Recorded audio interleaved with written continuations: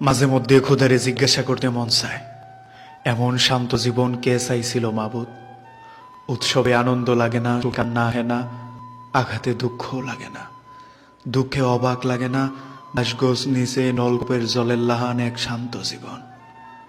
এমন জীবন তো আমি চাই নাই। আমারে নদীর জলের লাহান বানাইতে পারতা, বাতাসের ঢেউ হইতাম, মানুষ আসতো দেখতো, জোয়ার ভাটার লাহান খবর নিত।